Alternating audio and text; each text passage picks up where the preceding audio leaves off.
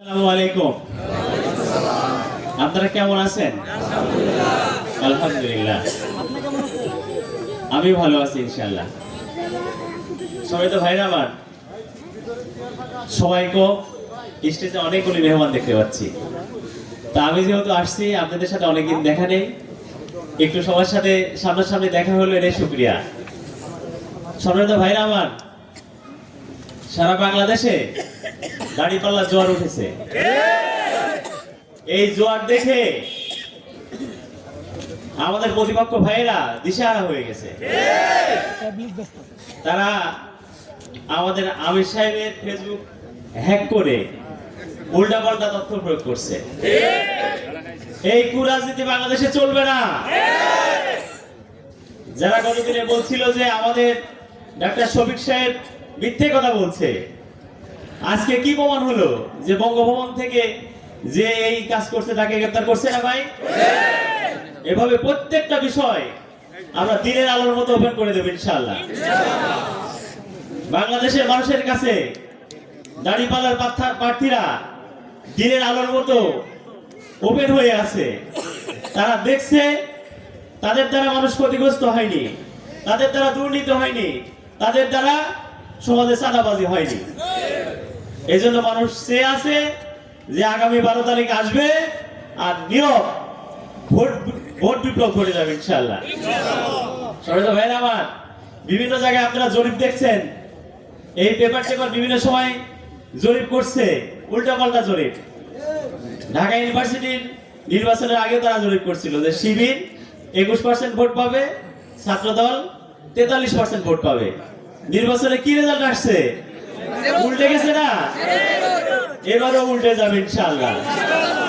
সম্মানিত ভাইরা আমার, আপনারা শক্তভাবে থাকবেন, ভয় পাবেন না।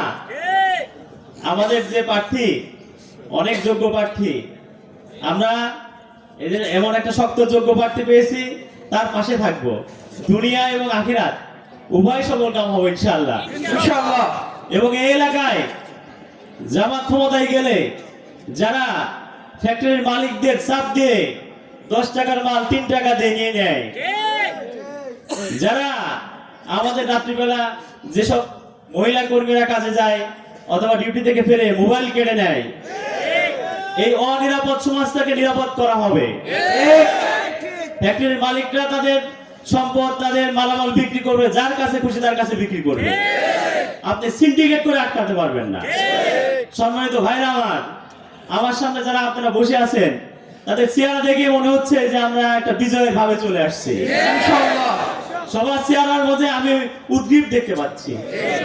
সম্মানিত ভাইরা আমার, খেয়াল রাখবেন, ঢাকা ইউনিভার্সিটিতে যেমন নির্বাচনের রেজাল্ট দিচ্ছিল না, গড়িবসি করতেছিল, অনেক সময় লাগাই দিছিল না, সারা রাত কিন্তু আমরা জেগেছিলাম।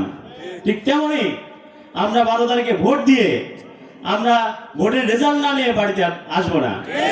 এবং 12 তারিখে আমরা শাহ আলম বকশী ভাইকে দাড়িপাল্লা মার্কায় ভোট দিয়ে আমরা আগামী 12 তারিখে বিজয় মিছিল করবো ইনশাআল্লাহ। সবাই ভালো থাকবেন। এবং আরেকটি কথা বলে দিতে চাই, আপনাদের সবাইকে এই কয়েকদিনের জন্য সবাইকে শাহ আলম বকশী ভাই হতে হবে। সবাইকে ঘরে ঘরে যেতে হবে। যার ঘরে যাওয়া হয়েছে আবার যান, আবার যান, অন্তত 10 বার যান। ওই লোকটা যেন বিরক্ত হয়ে জন্য বলে যে ঠিক আছে, দাড়িপাল্লায় ভোট দিয়ে দিলাম। এই জন্য এখন আর রেস্ট নেবেন না।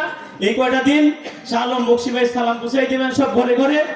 এবং সবাই সজাগ থাকবেন ইনশাআল্লাহ। আমাদের বিজয় নিশ্চিত। আসসালামু আলাইকুম।